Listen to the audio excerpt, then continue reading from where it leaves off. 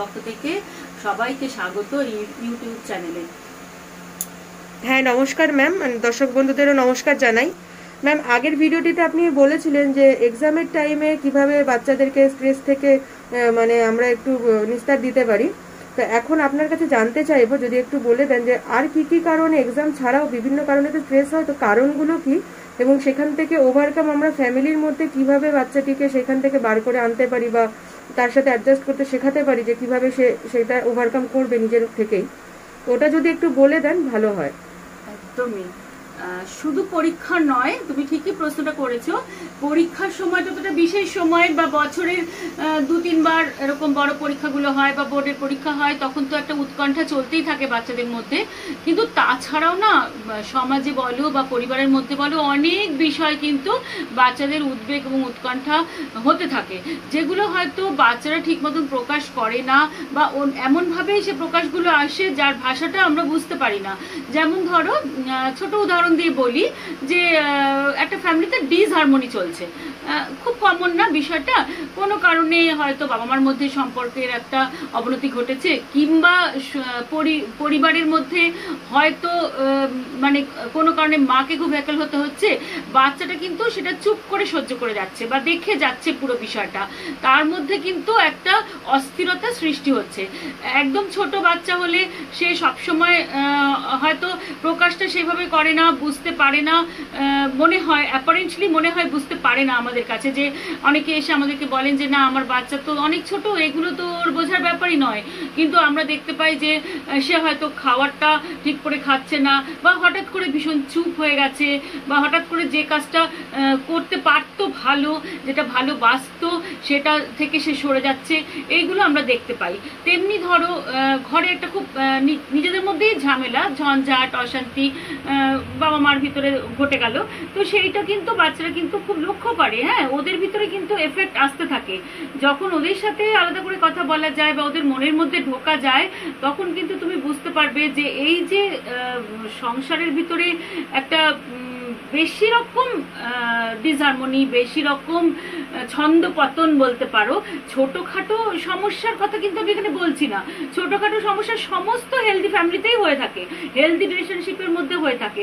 সেটা যে বিরাট এফেক্ট পড়ে সেটা কিন্তু নয়, কিন্তু আমি তোমাকে বলছি কিন্তু বেশ বড় রকম ছন্দপতন যখন ঘটে, তখন কিন্তু তার এফেক্ট বাচ্চার উপর এসে পড়ে।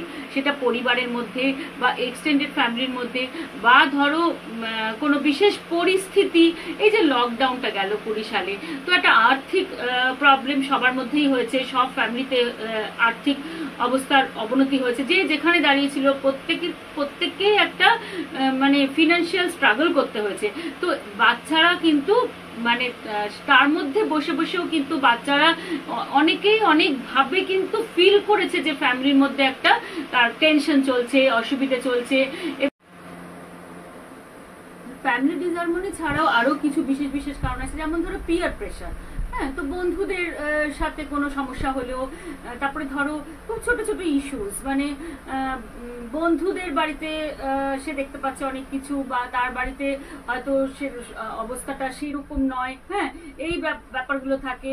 তারপরে পারফরমেন্স লেভেল, ধরো কেউ একটা খুব ভালো পারে। এখানে একটা কথা বলে রাখি, আগের দিনও বলেছিলাম যে বাচ্চাটা দেখো 19-20 তফাৎ তো বাচ্চা থাকবেই, কিশোরদের মধ্যে থাকবেই। পারফরমেন্স কারোর একটু বেটার হবে, কারোর একটু কম হবে, কিন্তু সেটা যদি তার নিজেরই হয়তো কারোর ক্ষেত্রে পার্সোনালি তার খারাপ লাগছে যে আমি কেন পারলাম না বা কিছু, কিন্তু সেই সঙ্গে যদি তার পরিবারের লোকেরা তাকে চাপ সৃষ্টি করা, যদি একটুও নম্বর কম পায় তার বন্ধুর থেকে, তাহলে তার শরীর ভীষণ অসুস্থ লাগতে থাকে এবং হাত পা কাঁপতে থাকে। তো তুমি বুঝতে পারছো যে মায়ের যখন হাত পা কাঁপতে থাকে, তখন বাচ্চাটির উপরে তার কতটা প্রেশার এসে পড়ে। সে বাড়িতে এসে সে বাচ্চাটিকে যথেষ্টই তাকে বলতে থাকে, প্রেশার দিতে থাকে যে কেন তোমার নম্বর এত কম হলো। তো অলরেডি সে প্রেশারে আছে, তারপরে তাকে যদি এর জন্য বিভিন্নভাবে কথা শোনানো হয়, তাহলে কিন্তু তার সেলফ এস্টিম অনেক কমতে থাকে, এবং সে কিন্তু স্ট্রেস, তার কিন্তু খুব স্ট্রেসড হতে থাকে বাচ্চাটা, এবং দিনের পর দিন এরকম চলতে থাকলে কিন্তু সে ইরিটেটেড হয়ে যাবে, ডিপ্রেসড হয়ে যাবে। এই জিনিসগুলো আমাদের ছোট ছোট ইস্যুসগুলো বুঝতে হবে। তো পিয়ারের থেকে পারফরমেন্স কম, পিয়ারের মধ্যে রিলেশনশিপের প্রবলেম ধরো, বা পিয়ারদের মধ্যে হয় না কোনো সময় ঝামেলা ঝঞ্ঝাট হলো, এগুলো তো থাকেই। তারপরে বডি শেপ, এটা একটা বিরাট ইম্পর্টেন্ট ব্যাপার কিশোর কিশোরীদের জন্য, অ্যাডোলেসেন্ট এজ গ্রুপে। কেউ হয়তো অতিরিক্ত একটু ফ্যাট গেইন করে ফেলেছে, এই তো এই লকডাউনে কি বলবো যে বহু বাচ্চা পাচ্ছি 10-12 বছর বয়স, তারা 80-90 কিলো ওজন গেইন করে ফেলেছে। তো এক তো তাদের ফিজিক্যাল প্রবলেম, এটা এই ওজন তো তার নানান রকম সমস্যা সৃষ্টি করবে, পাশাপাশি তার কিন্তু বডি শেপটা তার নিজের কাছেই কিন্তু স্ট্রেসফুল হয়ে দাঁড়ায়। সে যখন আয়নার সামনে নিজে দাঁড়ায় সে কিন্তু মানে ফিল করে খারাপ, এবং তারপর তার অনেক কমেন্টও শুনতে হয় বন্ধুদের কাছ থেকে, সেটা কিন্তু তার কাছে খুব হেলদি নয়। সে কিন্তু স্ট্রেস ফিল করতে থাকে, এবং রেগুলারলি এটা থাকলে তার একটা হতাশা আসে।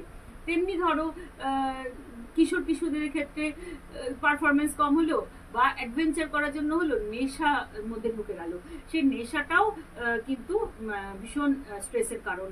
তুমি জানো অতি সহজেই আজকাল অনেকে অনেক কিছু পেয়ে যায়, তো হাতের কাছে মুঠো ফোনের মধ্যে তো আজকাল গোটা পৃথিবী, তো সব কিছুই হাতের মধ্যে এসে পড়ে। তেমনি আরো ঘটনা তুমি যদি শোনো যে স্কুল পালিয়ে ধরো বা কলেজ পালিয়ে তারা কোথায় যে চলে যায় তুমি ভাবতেও পারবে না। মানে আমার একজনের কাছ থেকে শোনা আছে যে ভিন রাজ্য থেকে প্লেনে চেপে এই শহরে এসে সারাদিন কাটিয়ে তারা মানে বন্ধুর দল আবার প্লেনে চেপে তারা তাদের শহরে ফেরত যাচ্ছে। দিনের পর দিন বাবা মা জানতেই পারেনি মানে যে এরকম ভাবে ঘটেছে। তারা যখন স্কুলে আসেনি, স্কুল থেকে তাদের ইনফরমেশন গেছে, তারপরে সেটা দেখা গেছে যে এরকম বেশ কয়েকবার তারা ভিন শহরে, ভিন রাজ্যে, ভিন শহরে ফ্লাইটে ট্রাভেল করে গেছে।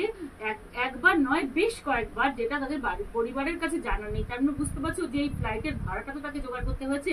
তো অনেক ক্ষেত্রে দেখা যায় যে তারা মানে ফ্যামিলি তাদেরকে অনেক কিছু দিয়ে রেখে দিয়েছে, তার তো মানে একটা ক্রেডিট কার্ড দিয়ে রেখে দিয়েছে, মোবাইল ফোন দিয়ে রেখে দিয়েছে। তো একটা খুব সুন্দর কথা আমরা বলে থাকি যে তোমার প্রেজেন্সটা তুমি ওভারকাম করার জন্য প্রেজেন্টেশন দিয়ে দিচ্ছ, প্রেজেন্ট দিচ্ছ। তো সেই প্রেজেন্টটা তুমি কিভাবে দিচ্ছ না, আমি আজকাল প্রায় দেখতে পাই যে যারা খুব সলভেন্ট তারা কিন্তু মানে অনেক কিছু দিয়ে ভাবেন যে মানে হয়তো অনেক ডিউটি পালন করা হলো, তার ফলটা কিন্তু মারাত্মক হয়। এবং ছোট থেকে এটা হতে থাকে, আর একটু যখন বড় হয় তখন তার ফল এমন একটা জায়গায় যায় যে হয়তো সেই বাচ্চাটি দেখা গেল লেখাপড়াই করছে না, কিন্তু সে বাইরে গিয়ে কোথায় কি লাইফ লিড করছে ঠিক নেই, কিন্তু তার কিন্তু একটা স্ট্রেস আছে। যখন এক্সামটা চলে এলো তখন যে না পারছে বলতে, না পারছে গিলতে, তো এই পরিস্থিতি কিন্তু তাকে একটা মারাত্মক স্ট্রেসের মধ্যে ফেলছে। সে তেমনি এরকম মানে আরো ছোট বড় নানান রকম কারণ থাকে। ধরো মানে কি বলবো, যেরকম রিলেশনশিপের প্রবলেম বললাম, তেমনি রিলেশনশিপ তৈরি তো হয় বাচ্চাদের মধ্যেও, কিশোর কিশোরদের মধ্যে স্পেশালি। তো সেই রিলেশনশিপ যদি ব্রেকডাউন হয় তাতে বাচ্চাদের স্ট্রেস আসে। তো এরকম নানান ধরনের কারণে কিন্তু বাচ্চাদের স্ট্রেস আসতে পারে। একাডেমিক পারফরমেন্সও এটা বিরাট কারণ। হ্যাঁ, ক্লাসে বলো, কোচিং এ বলো, সেখানে পারফরমেন্স কম হলো, তো সেটা তো আজকালকার দিনে আমাদের ভীষণ ওভার এক্সপেকটেশন থাকে যে বাচ্চা এই নম্বর নিয়ে আসবে। সেটার থেকে একটু এদিক থেকে ওদিক হলে আমরা যেরকম তাদেরকে রিয়াকশন দেখাই, তো বাচ্চার কিন্তু তার ভিতরে গিয়ে তার এফেক্টটা বহু গুণ হয়ে যায়। এটা আমাদেরকে বুঝতে হবে।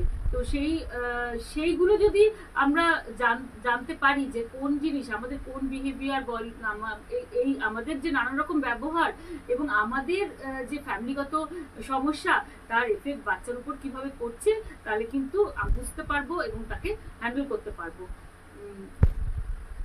হ্যাঁ, ধন্যবাদ ম্যামকে কারণগুলো বলে দেওয়ার জন্য। আজকের ভিডিও এখানেই শেষ হচ্ছে।